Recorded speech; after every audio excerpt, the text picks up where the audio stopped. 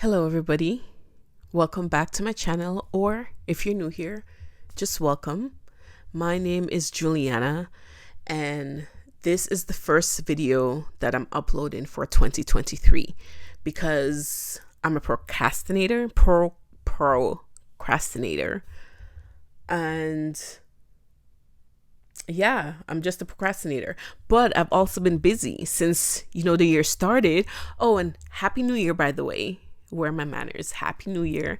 And I hope, it's been going well for you so far. I hit the ground running because this is my year. I'm going to own my home by the end of this year. And if it doesn't happen, I don't know. I guess I'll just have to give up. No, that's never an option. But let's talk about a lady that lived in her own home. She was 80 years old. And that might seem old until you get there. And you just think, oh my God, where did the years go? Where did time go?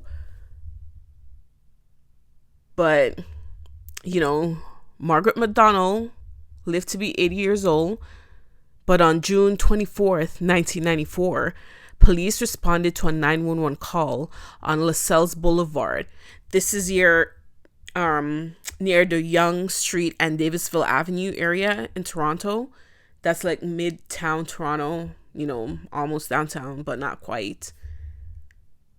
Or Yonge and Chaplin, for those of you that might live in the area. She was a mother. First, she was a daughter. She was a mother, a grandmother. And everyone loved her. She did charity work. On June 24th, 1994, she last spoke to a friend at about 12:30 in the afternoon. And they had plans on going to dinner, later on that day in the evening. Margaret was, she lived her life. She enjoyed her life. And, after she got off the phone with her friend, she decided to take an afternoon nap. When the friend arrived around 5:30, there was no response to her knocks or phone calls. And, she became concerned. Like, why is she not answering the phone or answering the door, coming to the door? This was probably like a routine between, the friends. So when she couldn't get a hold of Margaret, she went to the neighbor's house and asked them to get in contact with Margaret's granddaughter. Or I think she had the number and she called the granddaughter. So when the granddaughter arrived, she had the key to the house and they went in. They could tell something was off with the house because Margaret took pride in her house. Okay, she took pride. Everything was prim and proper. And when they walked in, the apartment looked, disheveled. So they became concerned and went to Margaret's room.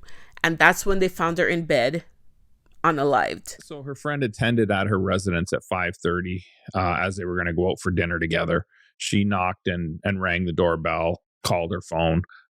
There was no answer. So she was obviously concerned for Margaret's well-being. She attended the neighbor's house. The neighbor contacted Margaret's granddaughter, who attended the residence with a key, went in, went through the house, saw that it was ransacked, obviously became very concerned, went upstairs to check on her grandmother and found her deceased in her bed. And I'll be including some clips from one of her granddaughters, Susan, and the police investigators who are still working on this case, going more into depth about the case, about Margaret's case. They're still trying to, catch this perpetrator. He still hasn't been caught from 1994 until, now we're in 2023. They have his DNA though. They have his DNA. They just haven't, been able to match it to someone, which means he probably didn't commit any other crimes, or possibly he's passed away. We're not sure. That's why the case is still cold. But they do have his DNA because they did a forensic phenotyping test, and they narrowed down the suspect to primarily European ancestry with blue to intermediate colored eyes and dark hair. And police believe at, around the time of the unaliving, he was between 20 and 30 years of age. And now he's possibly between the ages of 40 to 50. We have his DNA, so we can make the connection ourselves. We just need a name to make that connection. What we'll be looking for is a male white, possibly Métis, dark hair, lighter eyes, as in not brown. So it could be hazel, could be green, could be blue. They would be in about their mid 40s, I would say, mid to late 40s. No idea what they would be doing as a source of employment. Could be anything. They could be living outside of Toronto. Now, police believe there were two suspects, but they're not well, they're pretty sure that it's two suspects because earlier that day, June 24th, 1994, neighbors, like people in the area, had seen two males going door to door knocking, and when people answered, they'll just walk away. Very suspicious, but no one called the police. So police are now thinking that when they went to Margaret's house and knocked, she didn't answer. They just assumed that no one was in the house, so they broke in through the back door. So when they went in and found Margaret, now instead of leaving her and take what they wanted, because she probably didn't hear them break in. That's what detectives are thinking. She didn't even hear when they came in, so they could have just took what they wanted and leave. But they not only unalived her, they essayed her. She's in her home, the sanctuary of your home, and you just break in. Do you know what violation that was?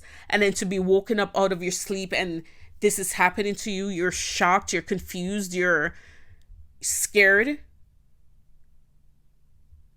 She was 80 years old. She's an 80-year-old woman sleeping in her bed. She may not even have heard them break in. They probably could have taken some valuables and made good their escape, but they went to the point where they sexually assaulted and murdered an 80-year-old woman in her bed. I don't know what type of person would be capable of these sort of things. There was a number of people, a number of residents that came to us in the community and said gave us a description of people that they saw knocking on doors, wandering around the neighborhood. So we're lending ourselves to believe that it was probably these individuals that committed this crime. So it could have been one, it could have been two. The one person could have been ransacking the home while the other one was upstairs committing the homicide and sexual assault. We just don't really know all those details, but we definitely know that there was one person because we have his DNA. There is a good likelihood that there was probably two of them in the home. And no one has ever come forward. I mean, somebody knows. Because after a certain amount of time and you haven't been caught, some people tend to get cocky throughout the years. And especially if they're under substances, liquor or, WEED, their mouth can get loose. So somebody out there knows, other than the unaliver, somebody knows. Because police was saying that possibly one was downstairs raiding the house, looking for valuables and stuff. And the other one went upstairs, was to do the same thing, but then he ran into Margaret and did what he did. And police described this unaliving as, sadistic. Oh my Lord. Could never pronounce words. Sadistic. So this was not, this was just, I don't know, painful for the family. After all these years and no one has ever been caught.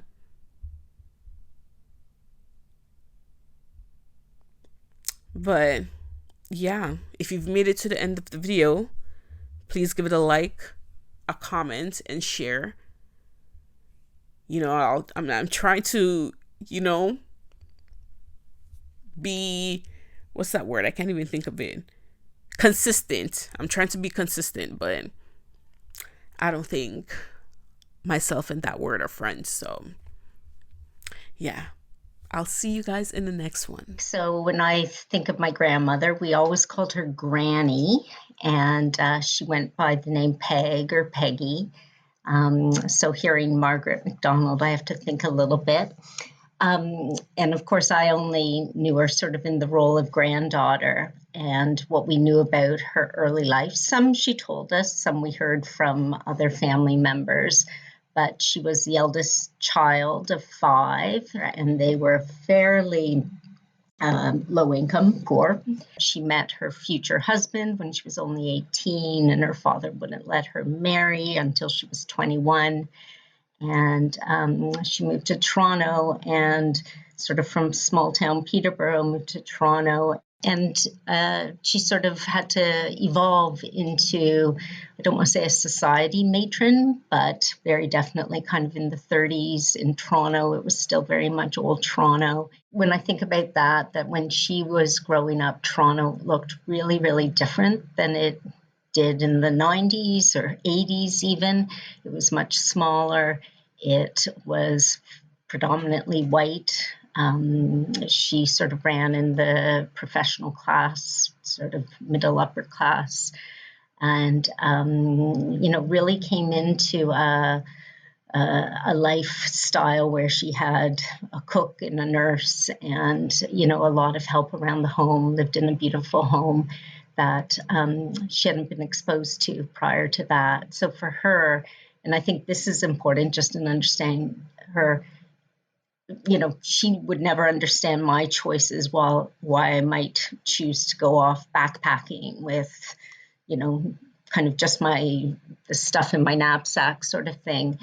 Why wasn't I picking, a lovely cruise with all the luxuries or all the amenities? And somebody once said to me that, well, she didn't always have those privileges. You grew up with them, but she didn't have them. So she can't understand why you would willingly not take them or not choose them. And I think sometimes that was a bit of a challenge between us.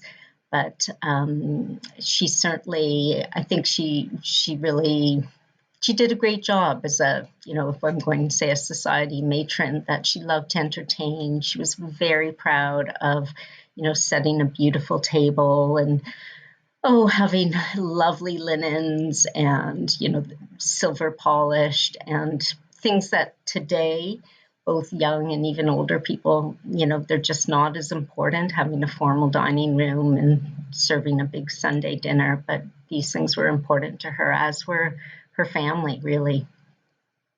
And then also as I got older, and certainly when we were little, we lived right around the corner from her. So it was just sort of a block away, and we were allowed to walk over there on our own if she knew we were coming. So she was definitely present, but she was always fun. Like, she was the fun grandmother. And I say that sort of in contrast. My mom's mother was just older and had 5 times as many grandkids and lived in the States. So we saw her maybe twice a year. It was just different. And I think when I say fun, my sister and I were actually just talking about some memories, and when she would babysit us and we'd ended up in food fights in the kitchen, or she insisted on trying my sister's pogo stick that she got for her 9th birthday and, got a few jumps in before falling off and, ripping her stockings kind of thing. Or she was this fantastic ping pong player, and we'd have these tournaments in our basement, and she loved just beating, especially my dad and the boys, the total thrill in terms of winning. And she was really, really good. And she played badminton and golf, not so much in her very later years, but she certainly, and she was competitive, but she was fun, and she was really kind of lively. And I guess when I'm trying to think how old she would have been when I was born, but, she was only in her 50s and had been widowed quite young. And so, yeah, like, sort of in her early 60s, she was still still doing everything. And I think I'll always remember that.